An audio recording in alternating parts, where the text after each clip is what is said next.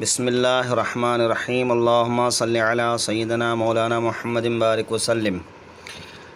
اس آیت کریمہ میں اللہ تبارک و تعالی نے حضور کے زمانے کے اسرائیلیوں کے بارے میں فرمایا،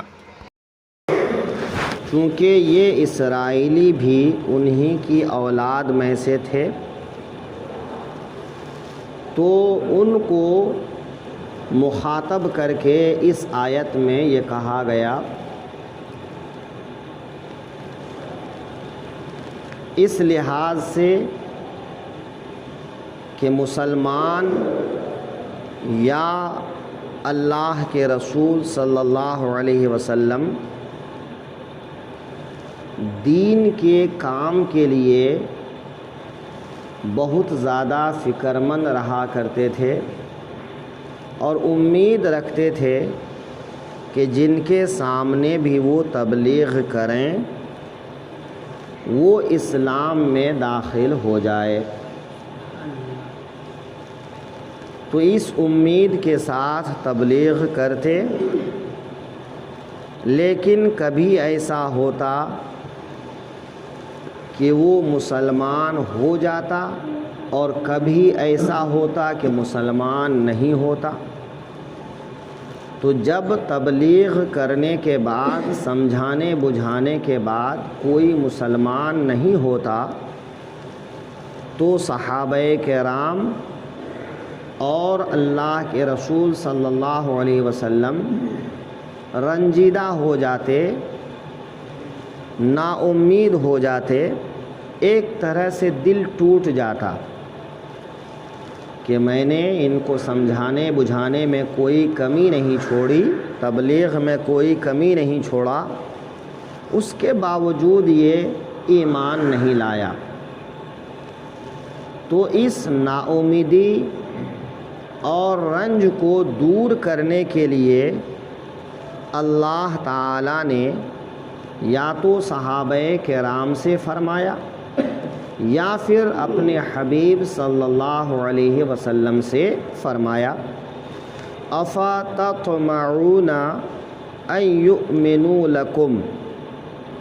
تو اے مسلمانوں کیا تمہیں یہ طمع ہے کہ یہ یہودی تمہارا یقین لائیں گے؟ چونکہ یہ بات یہودیوں کے سلسلے میں ہی چل رہی ہے، لہٰذا اس کا خاص مخاطب جو ہے یہودی ہے، لیکن اگر اس کو عام کفار کے بارے میں محمول کیا جائے اور کبھی آپ کفار کے سامنے تبلیغ کریں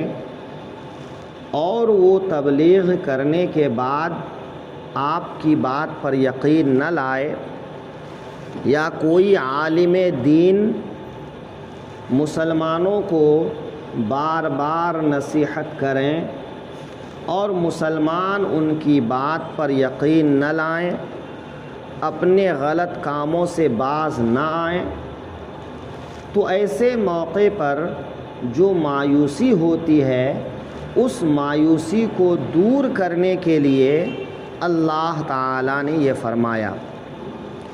کہ اے مسلمانوں کیا تمہیں یہ طمع ہے کہ یہ لوگ تمہاری بات پر یقین کر لیں گے،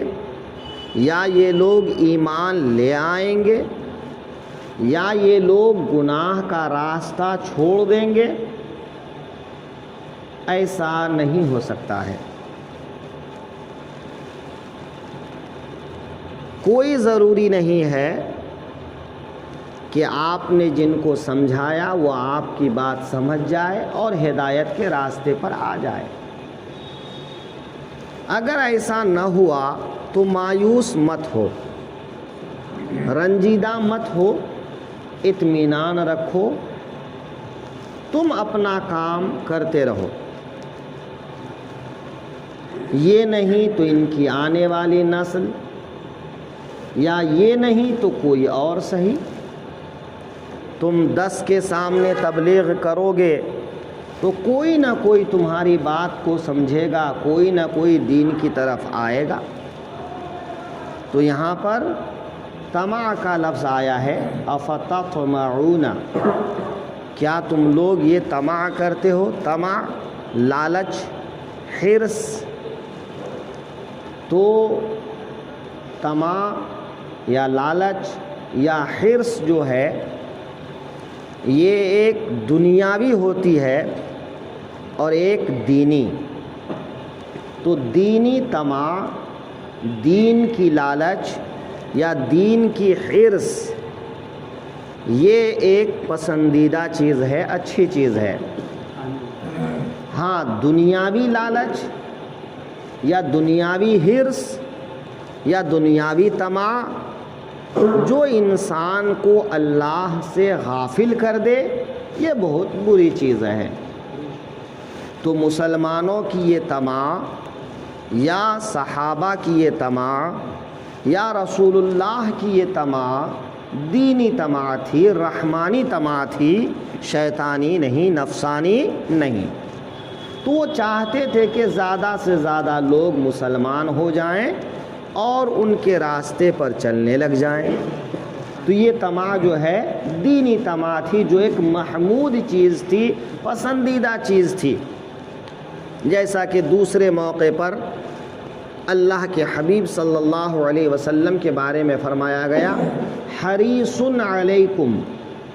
कि ऐ मोमिनो, तुम्हारे लिए वो रसूल हरीस हैं कि तुम उनकी बात मानो।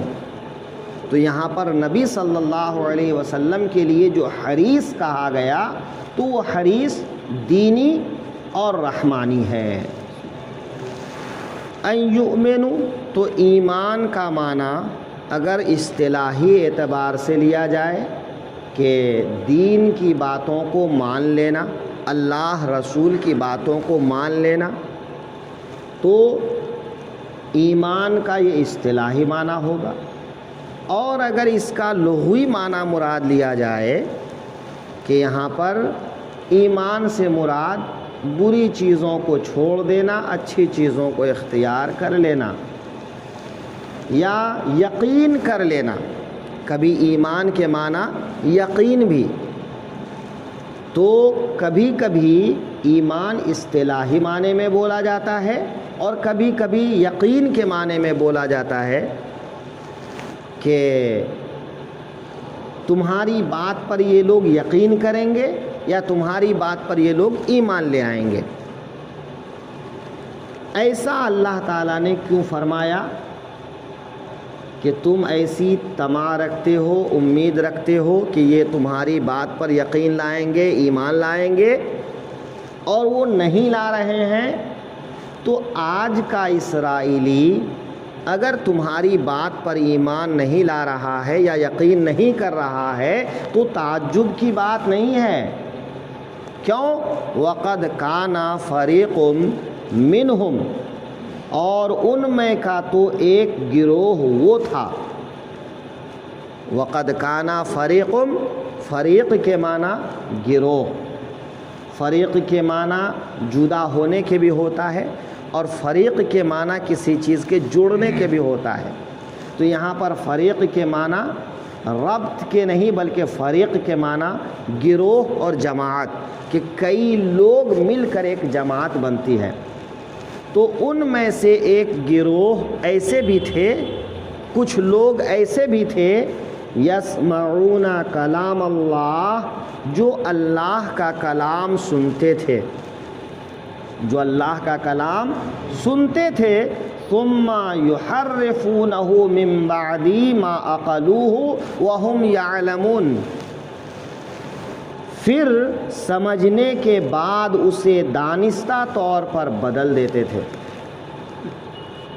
कि अगर ये तुम्हारी बात पर यकीन नहीं लाते हैं तो मायूस मत हो, क्योंकि इनके आबा अजदाद में तो ऐसे लोग रहे हैं। अब उस फरीक़ से मुराद या तो वो लोग हैं जो कि हज़रत मूसा के साथ में तूर पहाड़ पर गए थे और अल्लाह का कलाम उन्होंने अपने कानों से सुना था,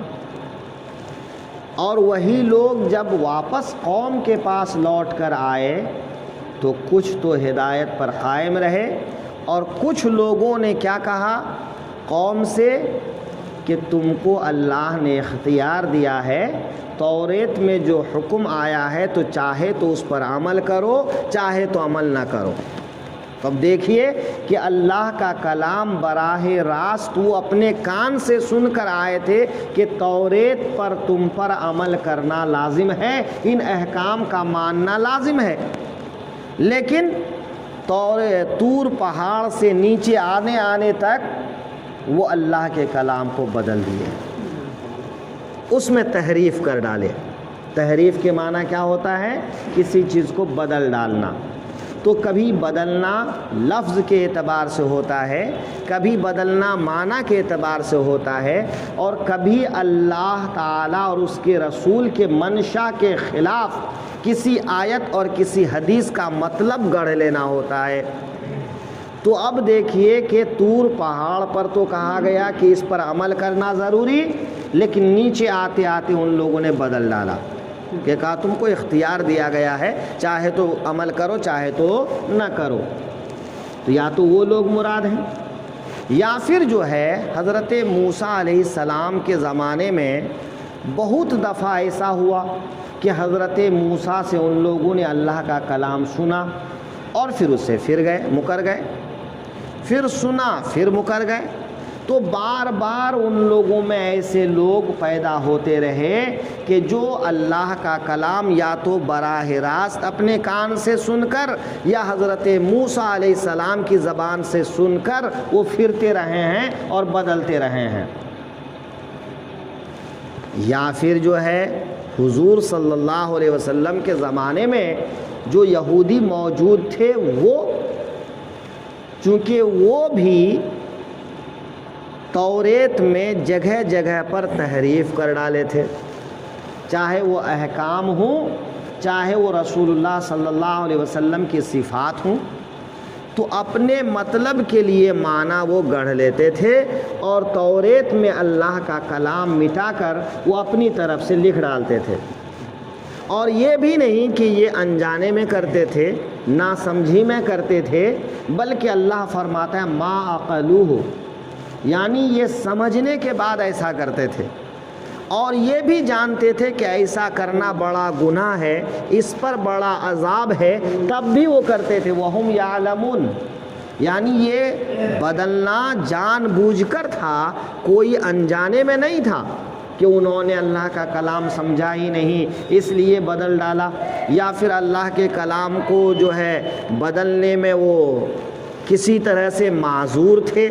تو ان کا کوئی بھی عذر نہیں تھا، بلکہ وہ اپنی چالاکی سے ایسا کرتے تھے تاکہ ان کے ہاتھ سے قوم کے پیسے نہ جائیں۔ وہ کسی طرح سے بھی سرداری کھونا نہیں چاہتے تھے، اپنا دبدبا نہیں کھونا چاہتے تھے، اپنی بادشاہت نہیں کھونا چاہتے تھے، لہٰذا ایسی بات گڑھ لیتے تھے جو بات ان کو بھلی لگتی تھی اور وہ سنا کر وہ قوم سے پیسے وصول کر لیتے تھے۔ تو بار بار ایسا ہوتا رہتا تھا۔ مثلاً توریت میں یعنی اسلام میں وہ حکم تو ہے، لیکن اسلام سے پہلے بھی یہ حکم موجود تھا۔ کیا موجود تھا؟ کہ اگر کوئی آدمی کسی عورت کے ساتھ میں زنا کر لیتا ہے تو زنا کرنے والے کی دو طرح سے لوگ ہوتے ہیں، یا تو وہ شادی شدہ ہوتے ہیں یا غیر شادی شدہ۔ تو غیر شادی شدہ لوگوں کے لیے 100 کوڑے مارنا ہے، اور شادی شدہ لوگوں کے لیے یہ ہے کہ ان کو اتنے پتھر مارو کہ وہ مر جائے، کیونکہ ایک غیر شادی شدہ آدمی ہو سکتا ہے کہ شہوت کے غلبے میں آ کر اس نے نادانی کر لی، لیکن ایک شادی شدہ آدمی تو اس کے پاس تو اپنی شہوت کو صحیح طریقے پر پورا کرنے کے لیے بیوی موجود ہے، پھر اگر وہ ایسی غلطی کرتا ہے تو یہ اس کی شرارت ہے۔ تو اگر آدمی شرارت کرتا ہے تو اس کو زیادہ سزا کا لائق سمجھا جاتا ہے، لہٰذا رجم اس کو بولتے ہیں کہ اتنا پتھر مارو کہ وہ مر جائے، جس کو سنگسار کرنا یا رجم کرنا بولا جاتا ہے۔ تو یہودیوں میں بھی یہ بات تھی तौरेत में भी ये बात थी कि ज़ानी को रज्म किया जाए, संगसार किया जाए, मगर उन लोगों ने उसको बदल डाला और बदल के उसकी जगह पे क्या किया कि ऐसे आदमी का मुंह काला करके गधे पर बैठा के घुमा दिया जाए। तो उन लोगों ने बदल डाला। अच्छा, हुजूर सल्लल्लाहु अलैहि वसल्लम की तारीफ़ में जो आयतें तौरेत में थी उसको भी वो लोग बदलते थे। तो हुजूर की आमद से पहले पहले भी बदलते थे और हुजूर की आमद के बाद तो और बदलने लग गए। जब उस वक्त हसद में मुब्तला हो गए तो उसमें और बदलने लग गए। तो यही समझाया गया या तो सहाबाए किराम को या फिर रसूलुल्लाह सल्लल्लाहु अलैहि वसल्लम को, और अगर इस पैगाम को आम कर दिया जाए तो हर आलिम और हर मुसलमान जो तबलीग का फरीज़ा अंजाम देते हैं उसको, कि अगर यहूदी, बनी इसराइली या आम कुफ़ार तुम्हारी बात नहीं माने तो तुमको नाउमीद होने की ज़रूरत नहीं है, क्योंकि ये बरसहा बरस से सदियों से ऐसा करते चले आए हैं। तो वो तोहमत लगाना, इल्ज़ाम लगाना, बदलना और अलग अलग हीला और बहाना करना, ये इनमें चला आ रहा है। लिहाजा अगर कभी तुम्हारी बात को झुठलाता है, तुम्हारी तबलीग को झुठलाता है, या कुरान को झुठलाता है, या हदीस को झुठलाता है, तो उनके झुठलाने की वजह से कुरान और हदीस में कोई कमी या कोई शक व शुबा पैदा नहीं होता है, क्योंकि ऐसे लोग हर ज़माने में मौजूद रहे हैं। लिहाजा अगर आज कोई ऐसा करता है तो उस पर मायूस होने और मुश्ताइल होने की ज़रूरत नहीं है। हाँ, जो इस्लामी तरीक़ा हो या शरई तरीक़ा हो या कानूनी तरीक़ा हो, तो कानूनी तरीक़ा से ऐसे लोगों को रोकथाम करने की कोशिश करते रहना चाहिए कि भाई आज के माहौल में आप किसी को डंडा लेके जो है रोक नहीं सकते। आज रोकने का तरीक़ा, जमहूरी तरीक़ा ये है कि आप उसको कानूनी लिहाज से रोको। और देखा आप लोगों ने कि रसूलुल्लाह की बारगाह में गुस्ताखी करने वाले, कुरान के बारे में औल फौल बकने वाले बिल आखिर सलाखों के पीछे पहुंच गए। तो कानूनी कार्रवाई उनके साथ की गई, अगरचे इसमें भी अहले ज़माने के मकासद कुछ और हैं, लेकिन जो भी है बहरहाल ऐसे लोगों के साथ कानूनी तौर पर निपटा जाना चाहिए। और आपको मायूस नहीं होना चाहिए कि भाई हमारी तो कोई बात मानता ही नहीं है, कि कभी ऐसा नहीं हुआ कि सारे के सारे जो है आपकी बात मान गए। भाई सारे यहूदी मुसलमान हो गए, सारे ईसाई मुसलमान हो गए, सारे मुशरिकीन मुसलमान हो गए, सारे मुसलमान अच्छे अमल वाले हो गए, कभी ऐसा नहीं हुआ। तो अच्छे बुरे तो दुनिया में रहेंगे ही। हाँ, कोशिश करते रहना अपना